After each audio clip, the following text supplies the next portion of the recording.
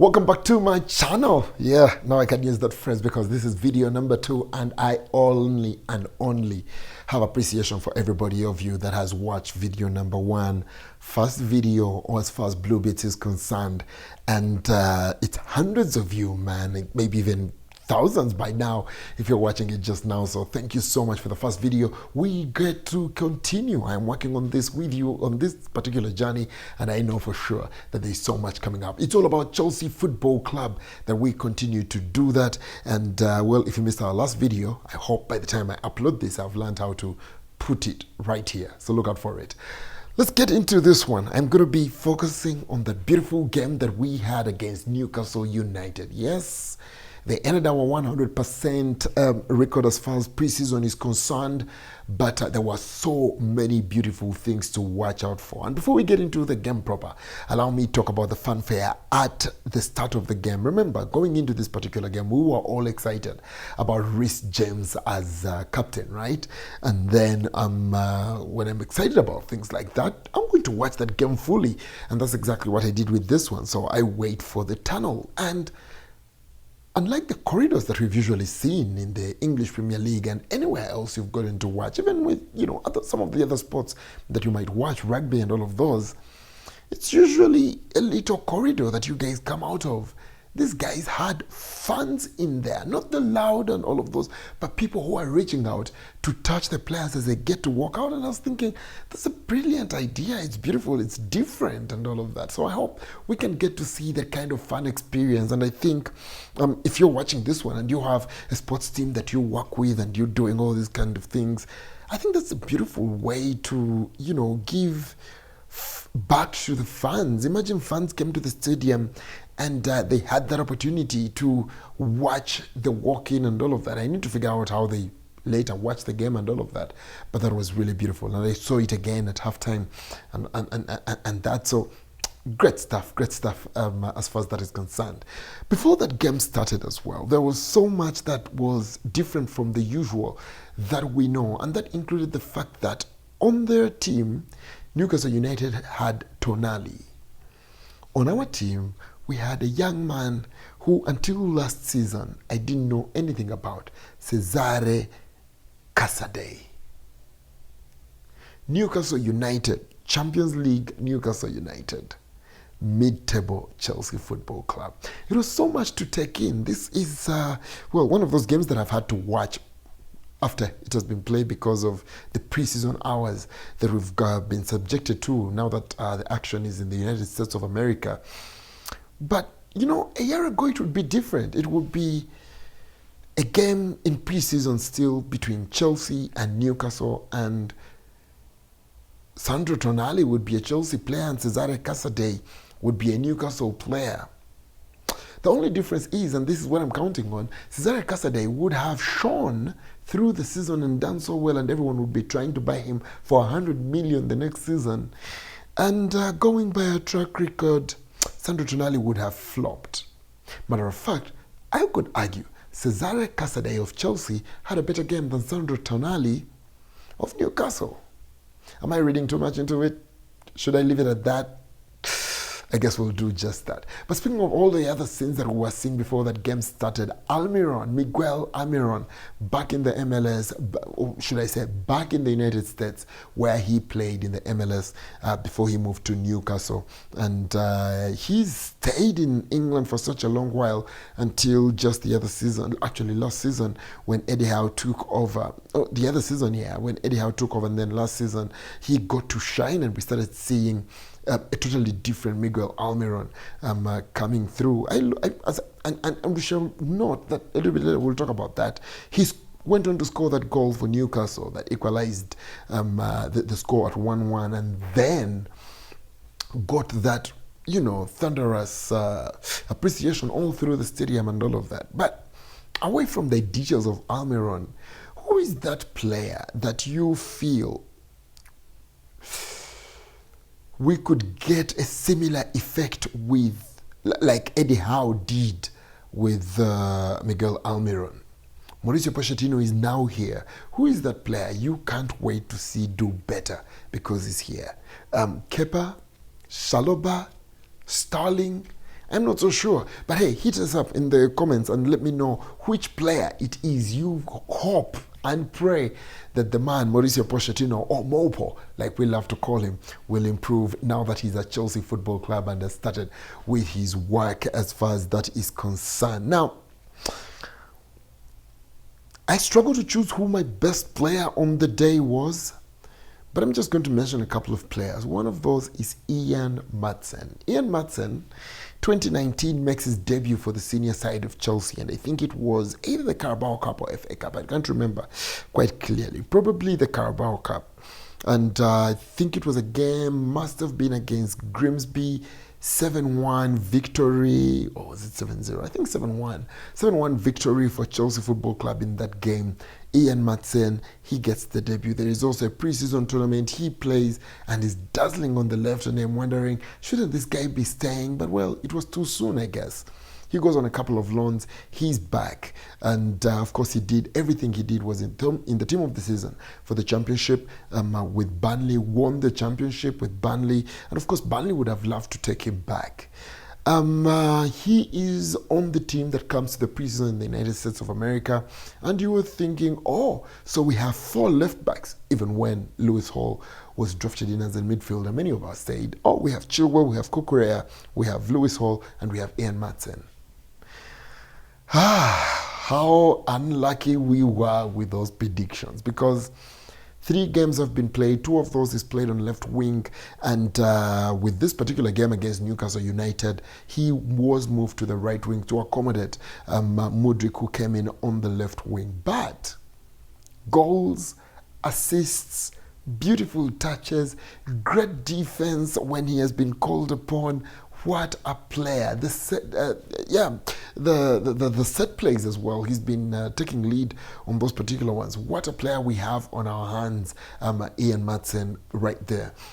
And you know, looking at the fact that he was moved to the right so Mudryk could play on the left is all the indication that we need to know that there is definitely a project Mudryk on here. And I think for Mauricio Pochettino, he's comparing him to Son when he joined, or when he got him at Spurs. And, you know, we read stories before Mauricio Pochettino was signed, I think, or announced, where they stated that Son was being pushed out of the club or was about to be sold, where before Pochettino insisted that he was a good player and he would make the most of him. Is Mudryk going to be our Son? It looks everything like that. He's the combination play in that game earlier with Nico Jackson, the beautiful goal he scored, and the confidence he exhibited in this game versus Newcastle is everything that, of course, points towards the fact that there just might be something. But very importantly, there were runs that he was making, there were dribbles that he was committing to, and all of those things that he could just not do last season when he signed in. There's definitely a different air around him, or a different aura around him, and I like to see what I'm seeing. So Project Mudryk on there, very happy.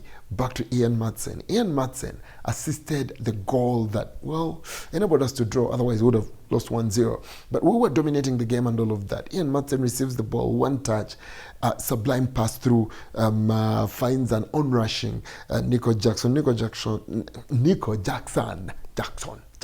think that's the word. Oh, that's the name. With all the pressure coming in from the defenders behind him, calms himself down to find the far post. Nico Jackson, what a beast we have in this guy. Huge. I find him huge, very energetic, such a runner, such a hunter, such a presser. Then he has the flair going on for him.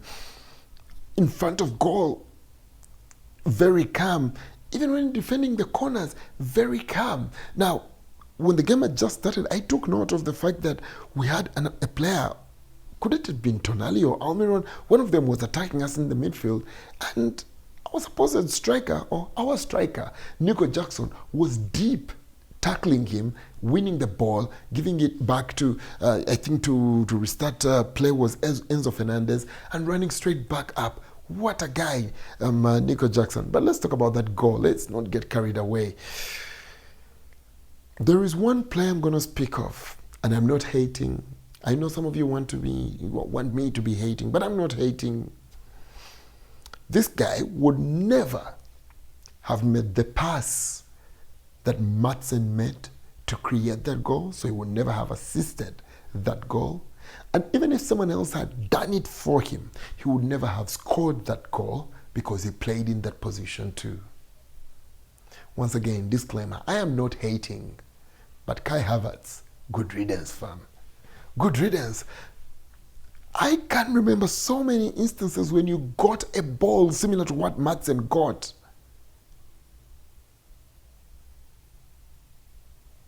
And like a meteorological officer, whatever that word is, meteorology, those guys, you just threw it there. You predicted maybe he would be there or something like that. Or you passed it back. Anyone remember when he would dribble through while Yao Felix was opening up and no one was finding him? Oh, Maatsen, you at Burnley. You should have been there. We could have won we could have won games. And maybe, Yao Felix would still be here. I know so many Chelsea fans were disappointed when we didn't sign him permanently. The very interesting thing about this is that Kai Havertz would never score the goal that, of course, Nico Jackson scored. I don't have to explain that. We saw it countless times. And please, I was a Havertz lawyer as well. This particular, I'm talking about everyone that I was a lawyer for that failed, and I am now open to whatever else. And speaking of those players, I don't think we can talk about players that we've lawyered for and now we agree that maybe, just maybe, it's about time we let them go. Kepa, man, and it's a bit too much now, yeah? I've been Team Kepa for a while. I have been one of those guys that have argued with friends on WhatsApp groups and all of that for Chelsea fans and said, give him time, he will get there, he will. The distribution on Kepa is so disappointing. The goalkeeping for Kepa, I don't know. I have seen what we've done with good scouting as far as Casa Days, Santos, Gabriel Angel, we've talked about Nico, Jackson and all of that. Ladies and gentlemen, whoever's doing the scouting, do whatever you want with the goalkeeping department in terms of replacing Kepa. Because what's the distribution, man? We can't be doing all these things, playing the way we are playing, and then a certain Kepa is going to be giving us passes behind defenders or players and just giving the ball back to the opposition. There's got to come a time where we agree that we can do better, and this is this time. Now, there are a couple of things. Let's step away from the Kepa situation and talk about a little bit of, speculation, analysis.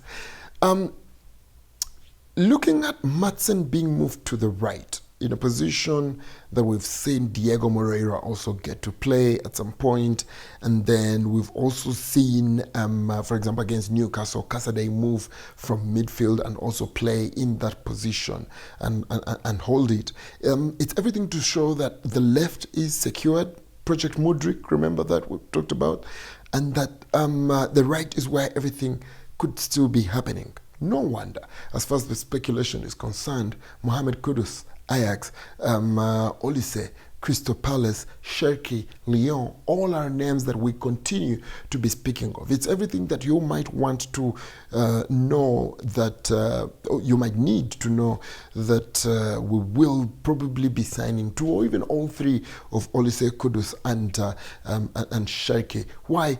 Because it's not just that right wing with all the rotations that we keep doing with the team. You want to also know that there is a number 10 position where currently we only have Nkunku. And, well, you will definitely need backup throughout the whole season. We might not have as many games as we did have last season, for example. But, yeah, it will be something, especially now that we are speaking, sadly, of a possible departure of Gallagher. And speaking of Gallagher, man, I continue to state that if you are a Chelsea fan out there and you believe Gallagher needs to be sold for the 40 that we rejected from West Ham or even more money, I'm not going to agree with you. He is a typical Pochettino player. When the second half started in this particular game against Newcastle, everything that Chelsea did on that pitch, Gallagher was involved. If he didn't start it or try to finish it anyways. He was shooting at goal, he was pressing and winning back possession, the energy and all of that, the never give up attitude. He is just about everything that we need in a Mauricio Pochettino midfield, and I don't see how we are letting him go. There better be a super replacement if that gets to happen, because even if we somehow, I mean, the Caicedo drama continues, and at some point I feel like I'm getting tired of it, but Caicedo comes through, he's with Enzo, he's with who else? The experience is now Conor Gallagher, and then of course you have Santos and Casadei and all of those who themselves could be going out on loans. You just never know how everything gets to go. So yeah, I am Team Conor Gallagher, and I look forward to much more coming in from him in this particular team. Speaking of this particular team and how we are playing, the back four, did anyone notice that? How narrow we were getting? At some point we had all our back four complete within the box, and they were still attacking us. It's not like they were playing in our box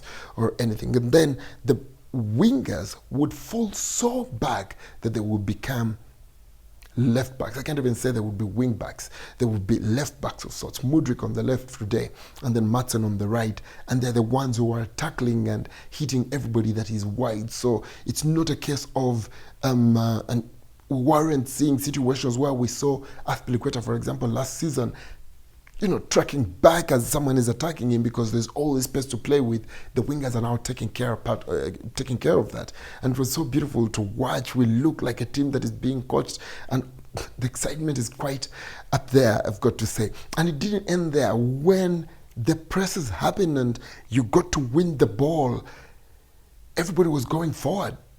Or at least those that needed to. I didn't pay attention to so much of that. I was just excited. I've not watched a Chelsea so fluid, so assured on the ball, so playing beautifully like I have. And I'm Mauricio Pochettino. And yes, I was one of those that wanted Graham Potter to stay. I'm sorry. But yeah, so they are transitioning, and the transition so beautiful. Again, Nico Jackson very much involved. The very instinctive Nkunku very much involved. Mudryk from the left wing back position or full back position, he's running in narrow in there, and then Chilwell is coming on the outside. The same was happening with Maatsen today. He's coming from the right back position. They pretty much have an X going on with Reece James, because as Maatsen runs in, Reece James, who was pretty much the inside or the outside centre back, as if is now running to the outside.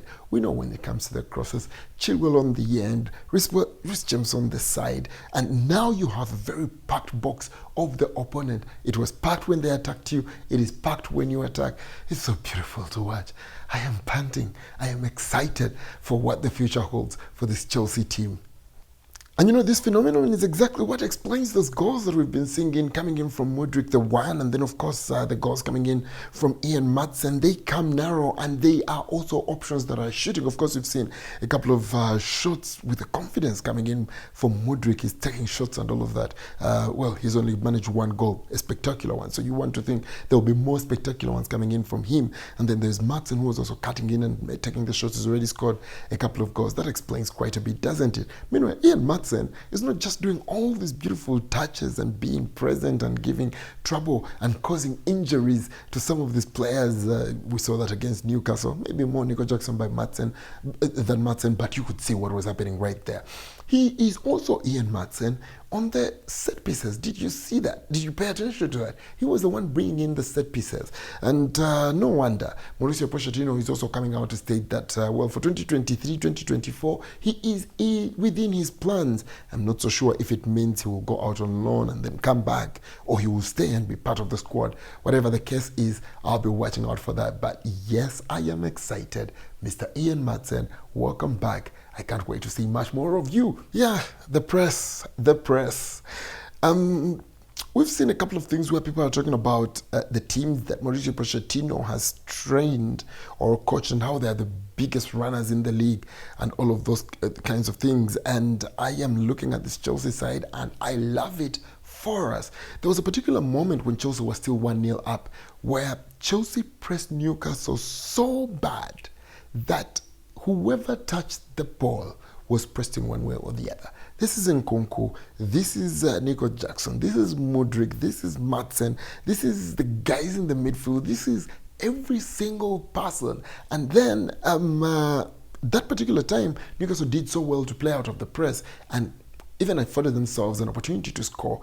But again, they didn't tackle them. They still made it uncomfortable for them to shoot. It ended up as a shot off target. But I loved that because for very many parts of last season, you saw a Chelsea side that whether that scored or not, we looked like we were just waiting to concede the next goal. I mean, you would be 3-0 up and still worry that you will draw or lose that game. That's just how bad it was. And we drew 1-1 today. But I'm much more confident. There was a better team between those two teams, and it was not the team with the Premier League experience on the pitch. It was us with the kids and all of that. Cucurella.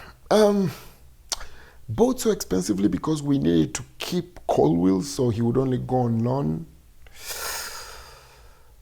Had such a terrible first season. He's had pre-season, and you're thinking this is the time for you to get back in and make it count.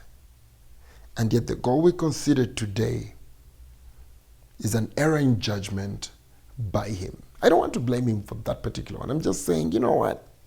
This might be the Premier League summer series, but very soon the English Premier League is going to be on. And that rash decision could be the difference between 1-0 and losing 2-1. Because sometimes you're leading 1-0, you consider a goal, and before you know it, you consider another. Game lost. Cucurella was one of the most experienced players on the pitch when that happened. And what does he do? He commits to a ball that, well, maybe it looked like he would get it, but he didn't. But why the risk? You have an approaching player who I hope you are aware enough to know is Almiron. How about you take care of the player rather than try to intercept a ball like that? Senior player. 3 players that I cannot go away from here without speaking to are 1, Bashir Humphreys. I feel like this young man, if he was one of the new guys we had just signed, everybody would be buzzing about him. Because how are you, a teenage guy who's come out of the academy, gone on loan to Germany, come back, and you're doing the things that you are doing? What a game, what awareness, what confidence, what calmness on the ball playing defender that you need. And please note, he's 2-footed. It can be right, it can be left. Anytime, there's definitely something solid. I hope he will not be doing Colwill things, having us battle with whether he wants to play for us or not, and how he wants assurances before he even makes a competitive day. I'm ranting. But Bashir Humphreys, that's definitely something beautiful. Malo Gusto. I want to talk about Malo Gusto. When we signed him in January, of course, many of us were thinking and hoping, does that signify the fact that Azpilicueta now leaves the club? Well, Azpilicueta has left the club. Malo Gusto is now in. And how similar they are on the 1v1 defending. The young guy, Mitoma, coming in from Brighton, as well as Isaac of Newcastle. There will be great testimonies to how good 1v1 Malo Gusto is. And then there is the defensive awareness, the intercepts that we watched. We know about his cross and all of those things. The future is exciting. Maybe, just maybe, Reece James could be the midfielder we are looking for and being priced out of. And Malo Gusto, the right wing back. Who knows? It just could be the thing. And finally, I'm just going to close this out the same way Chelsea closed it out. Chile at the death. What was that? I'm really excited for what this season has got to offer us. And I really do hope that Reece James and Ben Chilwell do stay fit. We've already had I think it's pronounced the Gokon test that Mauricio Pochettino loves so much. Ben Chilwell apparently has been doing the best on that particular one, and it looks every bit like it. 2 shots, both on target. The second one almost in, except for a Nick Pop save. The future is bright, ladies and gentlemen. I can't go any further than that. Thank you so much once again. I'm really just excited. I'm a young guy. I'm not so young. I'm sorry. I'm not so young. But yeah, I'm a guy who's young at this YouTube thing, and I'm hoping that we can do this together. I'm very overwhelmed with the love that we received with our first video, and whether this one does so well or not. Well, we'll see how that one gets to go. But I'm here for the long haul, and I'm counting on you to build this story together. So like, subscribe, share with every single Chelsea fan you might know of, so we can grow and keep these conversations going. And yes, I want to do this with you. So whenever you have a topic that you would want for me to put my thought to and everything, let me know. I'll do a video, we'll share it, and we'll keep going and all of that. So yeah, I know. Not yeah, I'm not closing on that note. Why is 99% of, yeah, I'm also checking the analytics now, I'm also checking every time and all. Why is 99.8% of you not subscribed, watching free content? Okay, you still watch it for free, but could you please subscribe? Could you hit that bell so you don't miss out on any other video that we get to send out? It would be cool. I would love it. I'll do more. Please do.